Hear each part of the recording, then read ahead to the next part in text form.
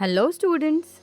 In our previous videos, we learned about human circulatory system, its components and the functions.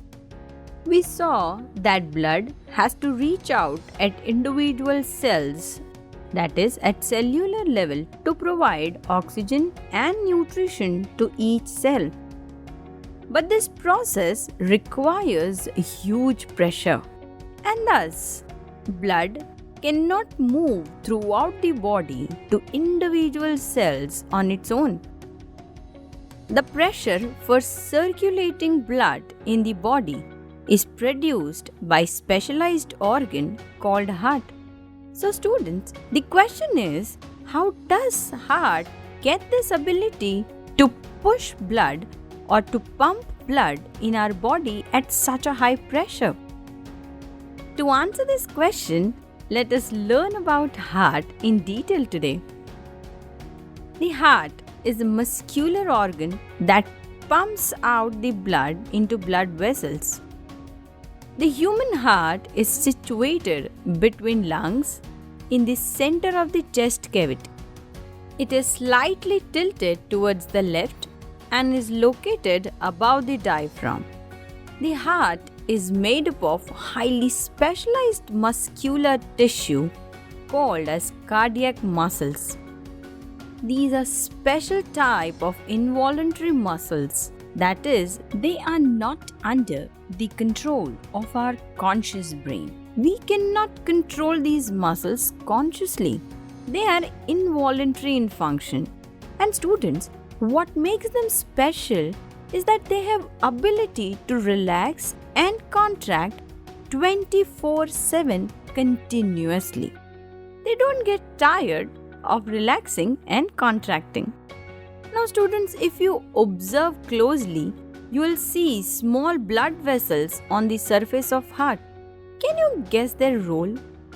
Recall students that I told you, all cells require oxygen and nutrition to stay alive and perform their functions. So is true with heart cells also. You know that heart is organ made up of special cardiac muscles, which are in turn made up of muscular cells.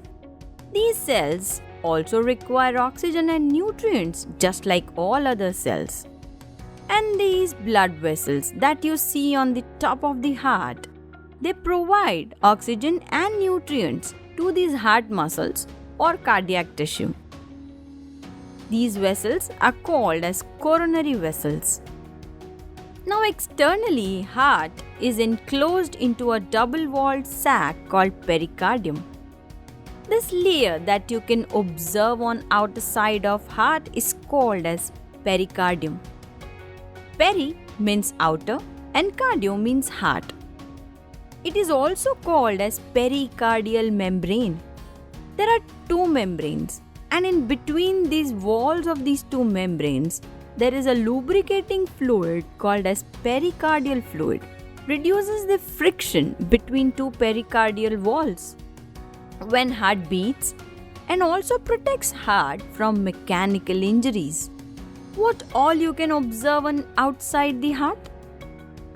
Yes. Can you see these two big large veins?